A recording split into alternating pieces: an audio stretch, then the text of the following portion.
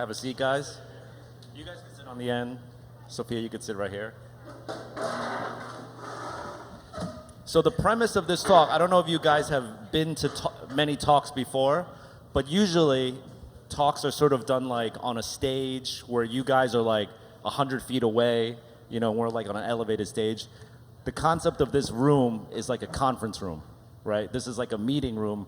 We're in the meeting, we're in the conference table. You guys are in the meeting, attending this meeting, right? And that's why we wanted to make it very intimate and close up. And Chuck is already Instagramming. But yeah, so let's start with some introductions. Sophia, if you want to start first, who you are, what you do, how you represent. My name's Sophia Chang. I'm an illustrator and designer by trade. I also co-founded Undo Ordinary, which is a health and wellness platform. We also have a biannual print publication that's focused on health and wellness, nutrition, and really just starting that dialogue within the industry that we're in. And it's really just our way of breaking the algorithm of how people digest information. All right. Cool. You guys? I'm Benjamin Gott, or Benjamin Edgar. Chuck and I know each other through a blog we started called the Brilliance in 2005, before the internet was cool. And went on to work on a bunch of projects that kind of worked. One that's notable is I founded a company called Boxed Water, and now I primarily work in venture capital and doing a bunch of other random projects. Hello, my name is Chuck Anderson. People probably know me better as No Pattern. I feel like I have to introduce myself like that, or else people are like, who the hell are you? But yeah, we've been doing the Brilliance since 2005. Still kind of do it to this day. It's a little bit like a time capsule of the internet. But started right around the time that HYPEBEAST came out, and we kind of clicked with those guys right away, and just kind of kinship of intrigue and curiosity about what was going on in the world, and wanted to kind of make our own platform about it. And here we are 13 years later chatting about it with Jeff. So yeah. So talk about the founding of the Brilliance and why you guys decided to like start the thing even. And by the way, I think there's a key missing member of the Brilliance. Yeah. Oh yeah. Virgil might or might not be. Yeah, you know, some guy designing at Louis Vuitton or some shit, like too busy for us. Yeah. No, but Virgil was like. Yeah, Virgil Abloh was part of the team a year after we launched it. Yeah. Yeah. So Virgil reached out to us and did basically like a, hey, I just did a couple posts to show you what I could write. This is like 2006, and we were like, this seems cool, sure.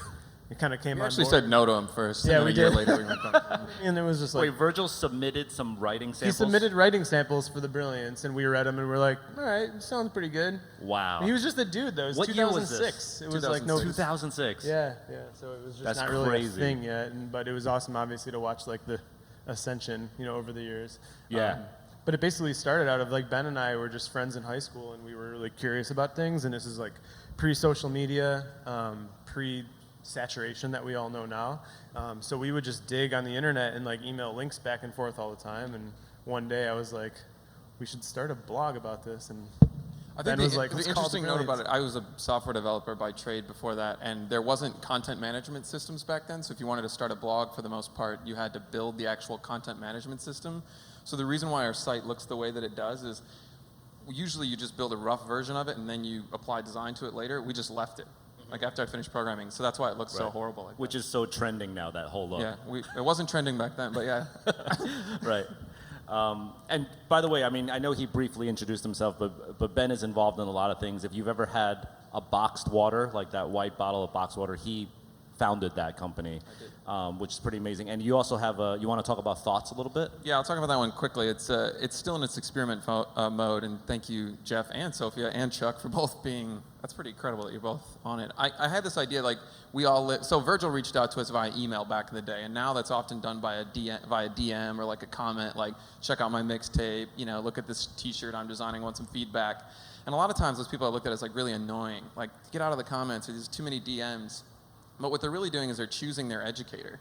And so we decided to create a platform that allowed people we curate a bunch of really interesting experts in a variety of different fields. And then we allow you to ask them questions in this really simple Q&A format for $10, which is effectively the same as saying, hey, can I pick your brain over some coffee, but being able to do that via the internet in a very controlled way. So it's kind of our take on education. Yeah, that's how you pitched it to me. You're like, how many people hit you up and say, can I take you out for a coffee? This is a digital way of doing that. Jeff was skeptical, and then he joined, which we appreciate. Yeah, it's been good. It's still an experiment right now, but we're excited about next year. Yeah. So, Sophia, you are a designer, art director. You sort of built a lot of your career on the digital space. The reason why I wanted to have you on is because you decided, like, in 2017 to start a print publication. It's 2013, but that's okay. Okay, fine. But recently you decided to go into print. Why do you feel like it was time to do a print publication? It kind of just happened. So with Undo, what we really try to do every opportunity we get is, if we can, to stimulate all 5 senses, right? Because now when we live in this digital age, it's physical motion of scrolling and maybe sound and visuals, but like, how can we bring us back to human? Because at the end of the day, Undo is really all about health and wellness, right? It's about eating well, making sure your bowel movements are good, you're drinking enough water, Shout out you're bowel sleeping movements. well. Exactly. And actually, I was thinking about everything when I was coming over to the talk, and in a way, you actually played a part in this. So I started working, well, actually, Undo was started by 2 other friends, and then I kind of joined on, Robin Arzon and Ivasha Thomas, who couldn't join me today. But I was actually starting my own fitness journey because after I graduated Parsons, I was working a lot. I was freelancing, and I was sitting at the computer for so long that I started to get like shooting pains on my back and my traps and my low back because I wasn't sitting right. And I was getting like pains from clicking on a mouse, making vector stuff, and that's when I transitioned into a tablet. But you said something once where you were like, yeah, I'm going to the gym to meet my trainer. And I was like, why do you need a trainer? And you're like, that's the only thing that'll get me to go to the gym. Mm-hmm. And then I realized I have that issue where I have to pry myself away from my computer to go work out. Yeah. And then I signed up for a trainer Yep. at Lucille Roberts, which is a women's gym. I don't know if anyone's heard of it. That's what I could afford at the time. I signed up for a trainer. Working out and hating every moment of it made me eat better because I realized I'm paying for this shit, so I might as well, whatever. And then as I was learning all this cool stuff about, I don't know, vegetables and drinking water, all this stuff that I didn't care about earlier, I was like, where do I put this? And then I met a community of creatives who also valued running and health and wellness, and then I was like, and I have a background in print magazine. I used to work with Complex, and that's how I learned InDesign. And I was like, well, if Undo, this entire ethos, this community of people, this mentality of valuing health was translated into print, what would that be? What would the colors be? What would the players be like? Who would we interview? What kind of content would it roll out as?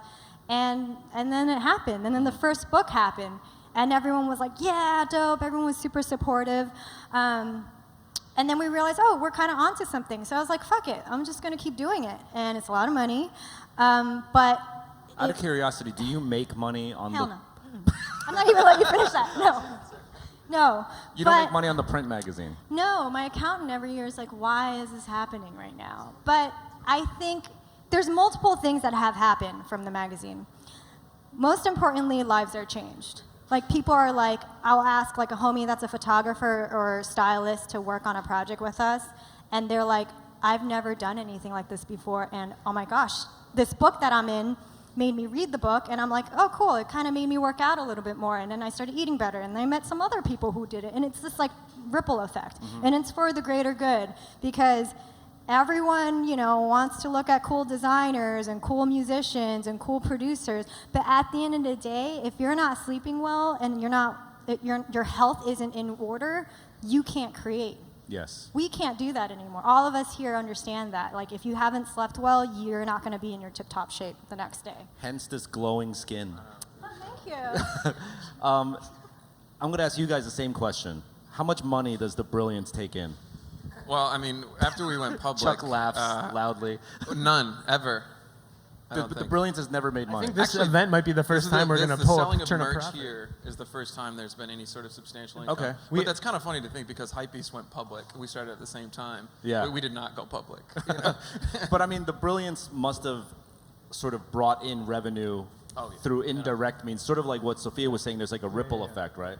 Can you talk about some of those ripples? The connections that the Brilliance made for us personally and professionally, and the people that we met, and the relationships that were developed through interviewing people and through supporting kind of pockets of culture in different ways, I think led to kind of create a larger narrative for each of us individually, you know, and like both Ben and Virgil and myself, like, you know, just met a lot of people through the internet, and we had to, before Twitter, before Instagram, like we had to make our own place to meet people essentially, and I think that did definitely ultimately factor into like the larger picture of all our careers individually. Right. Do you remember a moment where, like, when you were working on the Brilliance, where like something happened where you're like, holy shit, this is real, like? Yeah. I think the Futura story for you. You rented out a condo on the Brilliance. Yeah, that's Ben, actually Ben one of used the it as like weirdest a things. real estate. I used to do these posts called Friday Randoms. This is going to be pretty random, and then we'll do a more interesting one. And I would just kind of talk about things that were interesting, basically what Twitter is now. And at the end of it, I had just bought my first investment property, totally over leveraged myself. I still have it, by the way, though. And I put at the end, I was like, oh, I had this condo. Someone found that. Again, this is like, I still don't know how. And I've gone on to be great friends with them and rented my condo through that. I also got offered a job at Nike as like a creative director and things like Because that. More of like, the Brilliance. oh yeah, 100%. Yeah. Yep. Well, do you remember? Oh, go ahead. I was just gonna say one I think really important like moment in the life of the Brilliance that I think was like really unique for Ben and I was we did posts, but we also did interviews, and we were really taken by Ace Hotel at the time. This is like 2006, so like it had just started, and Alex Calderwood, who is now passed, but The founder of Ace. So Alex Calderwood is the founder of Ace Hotel, and we reached out wanting to interview him, and he's like, yeah, I'd love to do that, but you guys should come out. I'll put you up in my hotel. You can see it firsthand.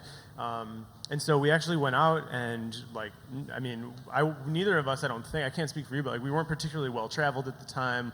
It was the first time the Brilliance afforded us a chance to travel, and we met him in person and did an interview and became close with the guy and had a great time and did a really super interesting in-depth interview. So I think like that was really a particularly special, I think, kind of moment in history for us with that, because just what he went on to create and what the Ace has become, I think seeing the genesis of it is something that was really special for both of us. And, you know. Right. So, yeah. Sophia, do you remember a moment in Undo's history where you were like, wow, this is working? Yeah, when we started hearing from friends within our community that started valuing health and wellness. So, you know, we're buds with Mike Sherman. Chinatown Market, yes. Mike Sherman, yeah. Yeah, also former ICNY, RIP. But it's really just asking friends. It's really just asking friends, because everyone has a story to tell. And so, you know, we got him involved when, you know, just for our second issue, which was themed nomadic lifestyle. So everything when it came to fashion, nutrition, health was around that. People who travel often, and so we included him probably because it was like cold themed or something. But then I don't know if that was a moment that sparked it for him, but then he started like working out. He kind of realized, oh my gosh, I need to fix my nutrition situation, because he works really, really, really hard. Yeah. And I think he realized it was beating down his body. And that's actually been happening to me recently, where I realized because I love what I do, I don't care if I'm not feeling well. You know, like if like physically you're not feeling well, or you feel a little bit sick, you're willing to get up in the morning and put in those extra hours even though your back hurts because you haven't like stretched in a while. Yeah. And I think that's a message that entrepreneurs need to hear more and open up that dialogue that, in fact, because you love what you do, you're willing to go that extra mile, and it can actually be detrimental to your health, and to stay mindful of that. Definitely. I want to ask all of you guys this question, because I bet there's a lot of creators in this room right now that are similarly working on a passion project that they haven't figured out how to generate revenue from yet. And they probably ask themselves, like, how much longer can I keep sustaining this passion project without making money? You guys are giving 3 examples of like you doing it and then it paying off. Maybe not directly from the thing that you were making, but in an auxiliary way. So what do you tell those people? Do you tell them just keep going and it's going to happen, or go work at Starbucks, or what? Well, actually, I have actually given the Starbucks suggestion before. I mean, it's funny because it's like if you truly hit like a spot where like you have 0 income coming in, and you're not willing to go work in an environment that you don't really like that much, or whatever it might be. They offer health insurance, you're going to get a decent amount of pay. It's like, how bad do you want whatever you're working on to work? Is kind of always been my thing. Like, if you don't want it that bad, then it won't happen. And if you really want it that bad, you're willing to kind of go through the times that aren't great. And then for the ancillary projects like the Brilliance that don't necessarily generate any revenue, the education I had from that around culture and how to interact with people, how to interview people, how to identify things that were interesting, played in incredibly well when I launched Boxed Water, to know the right events to have our water at, the right places to be, the cool stores to be in, the cool markets, which eventually led to more financial gain in that instance. Chuck, what would you say? I can speak better for my kind of main thing as no pattern. I mean, like, I was a kid in high school who loved art and loved design, and I taught myself Photoshop, and and I graduated high school in 2003, and I didn't go to college. So I didn't go to college? I didn't go to college. Me neither. Yeah. I didn't go to college because Ben and I were friends in high school, and I knew he didn't go to college, and he was doing fine for himself, and I was like, well, then maybe I'll be fine, or I'll take a year off. And my parents were kind of like, that's cool. Just take forever off. Wow. I mean, well, it was going to be 1 year, but that's when no pattern kind of like bubbled up, and like a lot of stuff happened, and I was like, well, at this point, at this pace, like, why would I go back? Okay. But I was also kind of doing it almost out of like a blissful ignorance to, you know what I mean? Like, and I was in the, I think like these things have a lot to do with individual situations and family dynamics and financial and all that kind of stuff. Right. And I think at the time I was like caution to the wind. I mean, I had nothing to lose. Yeah. Whereas now at 33 and with a daughter, like, I just like my outlook on life and the world and like my reason for being and like everything is very different. But at the time, at 18, 19, 20, I mean, I could afford to stay up as late as I wanted and bust my ass until something finally worked. Yeah. And for me it did in those respects, but it's very different now. But I think what I tell people is just like, I don't know, man, you got to like figure out like a certain ceiling for sure. Cause you don't want to spin your wheels forever. But Sophia, you graduated, right? Yeah. Okay. We have one was in college one of your graduate. classes. I know, but I don't know if you actually graduated. Yeah. Sophia was in one of my classes at Parsons. I used to teach a class at Parsons, and she was in the class. So I'm glad to hear you graduated. Good. Thank you.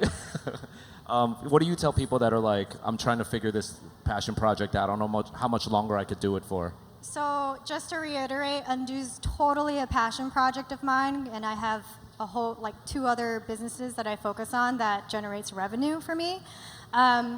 But I think currency is important to be able to like figure out what that currency is and your return on your investment, so ROI. But your investment in terms of your time and your money if you're working on a passion project. For us, I would say I'm happier that we've been able to change multiple lives through our platform, and it's made them a better person, and it's made them change their perspective and value on things, and in fact has actually then changed and positively affected their career and the way they work because of that.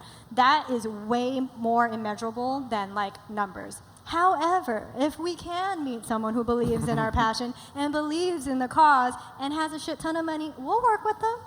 Do you take advertising in Undo Ordinary? We do, but it's more of we're always happy to like shoot the content for them. So like every single issue we reach out to different health and wellness Not companies. a lot of cigarette ads in your Box Water. magazine, right? Huh? Probably No not a lot of cigarette cigarette ads. It's hard. Okay, so then we can talk about that, right? So it costs about $5,000 to print the magazine. Okay.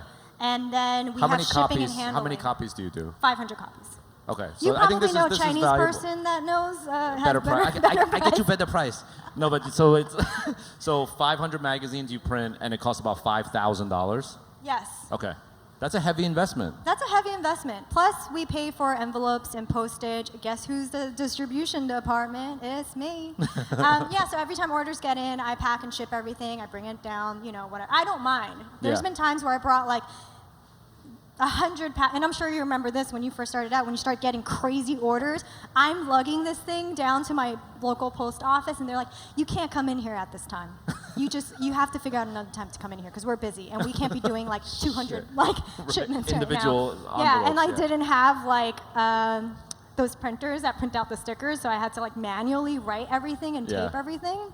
And then, the receipt I get is like super long. But it's moments like that. I'm proud of those moments because it's like your blood, sweat, and tears is there. Yeah.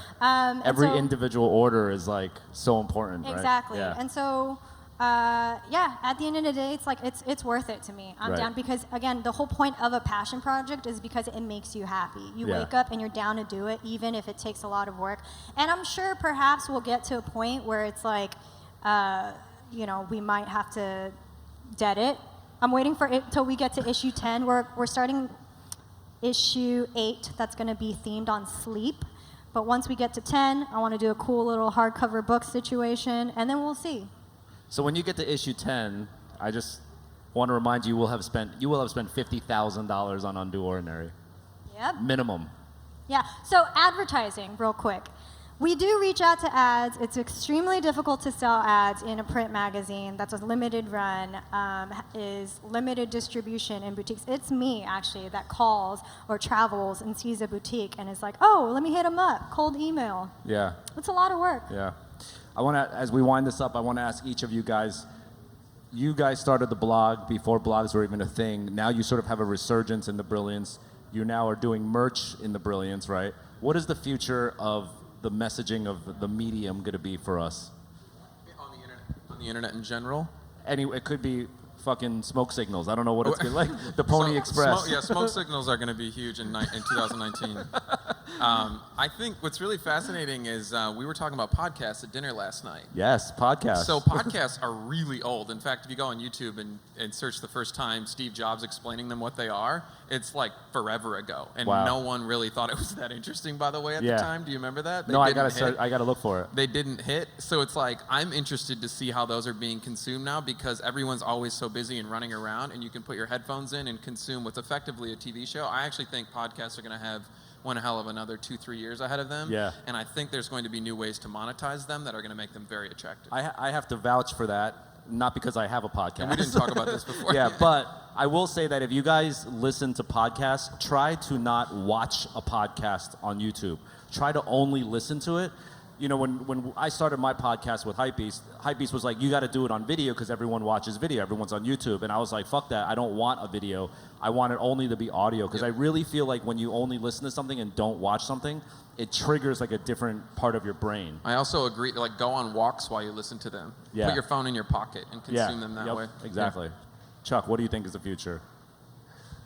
I mean, my answer might be more like based in what I personally like a lot, and I see a resurgence of a lot of print design. Mm-hmm. Yeah. And people kind of, and it's a short, compressed time span when you think about it, but I feel like print kind of had a decline, but people are interested in tactile things after a saturation of being on the internet all the time. So I think like artists being interested in making things that are printed, whether it's a version of something that's already in the internet or just a simple zine or whatever. I just kind of am appreciating like younger generations latching on it. Like I have a 22-year-old brother who like puts his music on cassettes and vinyl. Like, and so I mean, so the equivalent of that in the visual space, being magazines, books, screen printing, like anything like that, and just kind of keeping like older trades and crafts alive. Yeah. I think is kind of intriguing to me because like technology and like the future that's going to happen, but I think that it's on some of the traditionalists who want to kind of continue like delivering what they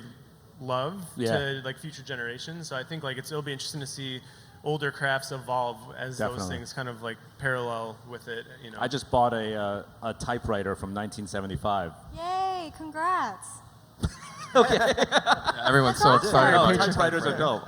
It's a lot of money, but like I went out and It researched makes you typewriters. value, the reason why I said congrats is because I've been talking about typewriters, but it makes you value your words. It makes you value what you type because you can't, I don't know if they don't have backspaces, right? You have to roll it and there's then no write backspace. out. Yeah. It makes you have to go rethink it. XXX when you make a mistake, and there's not even an exclamation point. To make an exclamation point, you have to hit a period, a backspace, and an apostrophe. That's how you make an exclamation point. But now when you type an exclamation point, you really mean it. You're not just like, yeah, and then like hitting mad exclamation points. It's dope.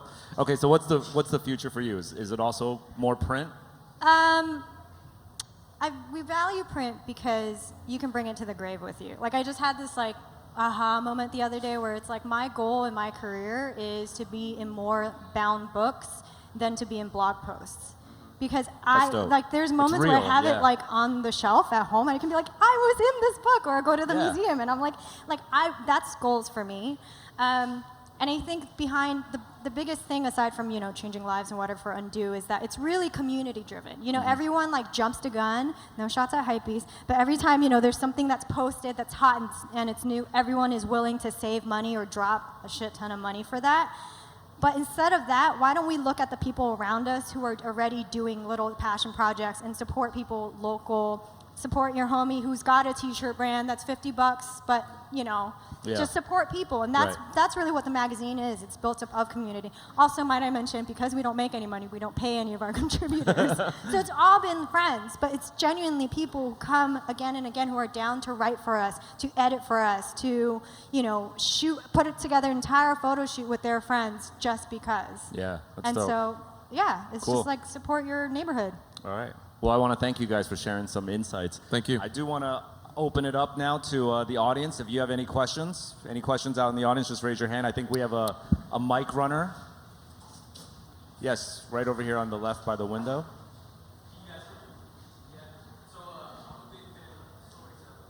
Oh, he's right behind you, the mic guy. So I'm a big fan of storytelling, so I want to ask you guys, do you feel like the art of storytelling is becoming lost? Has it become a what? Is it becoming lost, like the art of Lost. storytelling? Has the art of storytelling become lost? I actually feel strongly that it's, hi Ryan, I feel strongly that it's not, because I work on the agency side as well, and clients and agencies alike are both always trying to, like, kind of the new, and it's almost like a little overdone to us in a sense, because everybody wants, like, how do we tell our story? What's the narrative? What's the bigger idea? So we don't just do this little flash in the pan thing. How do we do something that tells, like, has a beginning, a middle, and an end, and really has an arc to it? So I actually don't think it is. I just think it's like in this sort of flux, like evolving time, at least like in the world that I'm in. I think there's a lot of people who are trying to find something that is lasting, and I think the way that you do that is by telling a larger story, or at least listening to what's going on, so that it can be translated to other people in a way that makes sense, like holistically, as opposed to just little, I think that's why the Brilliance always was so interesting, because it was like not super short, like a tweet, but it wasn't long form, so that you kind of like check out after paragraph 6. It was like this really like small, medium, like medium. Yeah, I think the length of your storytelling now is really key, right? Like blog posts used to be able to be like pages. Tweets were 140, 250, whatever. Instagram seems like the caption can only be so visually, like you don't want to write a caption that you have to like keep doing no one this reads on. You usually shit. look It's too crazy much. when you do that. Yeah, I just did that for my last post, by the way. Sorry, man. Okay, so what do you think? I think the pendulum swings. I think when we started, it was about writing, and right now it's largely about photography or photos and consuming it that way. I think time goes on, the pendulum swings, and it'll come back. So I don't think it's lost at all. I just think it's right now, to Chuck's points, in a different medium. And I'm always cautious, like you're young, but I'm always cautious as I get older, being like, man, when I was blogging, it's like you're an old head instantly. So like, always just watch how young people are doing things. They've got it figured out, Yeah. Well, I think storytelling ties to emotion, so it's never going to die because humans experience emotion. So, like, whether you're seeing an ad, you're walking into an experiential event, or you go out with your friends, like every element, whether it's the sound, the music, the lighting, the water, or the drink that you're drinking, like all of that are like touch points. Yeah. And all of those experiences tell a story, whether you're just experiencing it through, like sometimes you watch a video and it makes you a little sad or makes you happy. Like that's the ability to tell good stories. Definitely. You could tell a good story with like a scent. Yeah. Like anything. Well, yeah. and more with the internet. I mean, like every platform has video now, so stories are told through different ways than narration and podcasts, like you're talking about. I mean, interviews are just like more popular than ever, but just like, I mean, even like watching an episode of like Hot Ones, like watching people tell a story, but like with a different lens on it, or like with a kind of twist to it is really interesting, and like seeing people in a different, unusual light. So I think like maybe it starts becoming quirkier and more memorable for generations that have shorter attention spans, but in like more creative ways. That's what I think. So I was talking to like another creative recently. She's like an art director and very musically inclined, but she mentioned something recently where she'll watch videos and listen to scores. So she'll turn it on mute, so the visuals are something, and just change that soundtrack of what you hear. Yeah. So whether, I mean, it's kind of a fun challenge for you to, again, value what sound does to your emotions, value what visuals in that order and pauses and the smell, whatever. So there's ways that you can kind of shut out certain senses or switch it up to absorb differently. Cool. Any other questions? Yes, back there.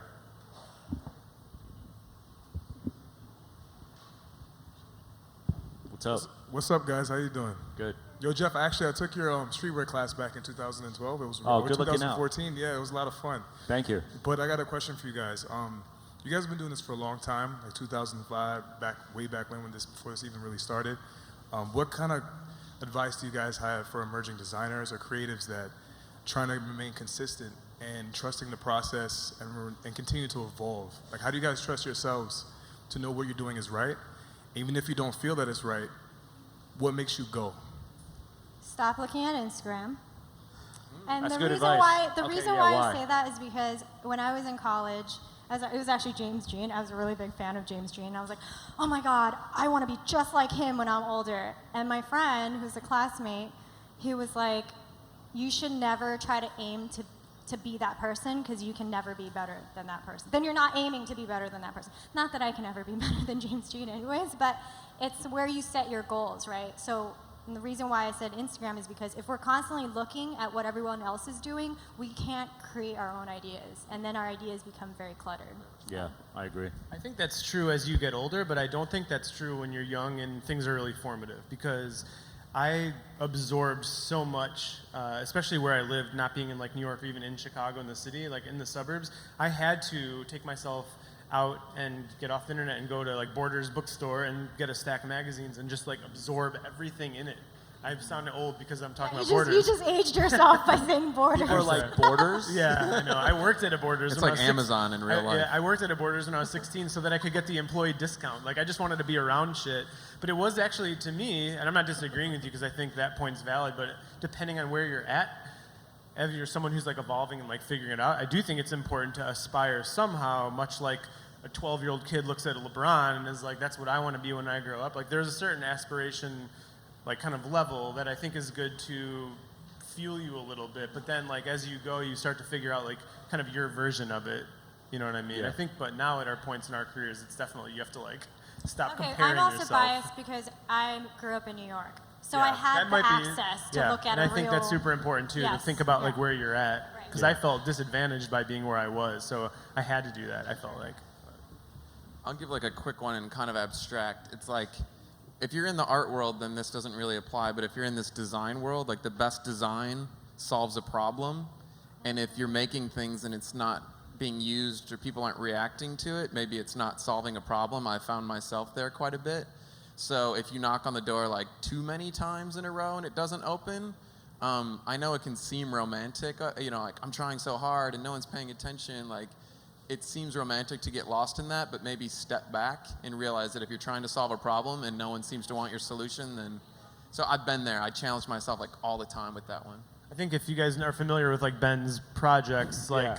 and like Y'all the should little look it kind up. of like Ben's like really like an inventor type designer. I mean, like making and like tweaking things and whatever. Versus like someone like myself who's a little more concerned with like pretty pictures a lot of times and visuals. It's like trying to do something a little different. And we all kind of take different paths to achieve Yeah. different ends. You know what I mean? So I think Ben makes some amazingly useless things that are so beautiful, but I love that you make them because it's like, for instance, you made a Carrera marble coat hanger that if you drop it, it completely shatters. But I love that you just fucking tried it just to see, because I think what you Those know are my is that disco years, yeah. it takes you to another place. Like that mistake takes you to another thing.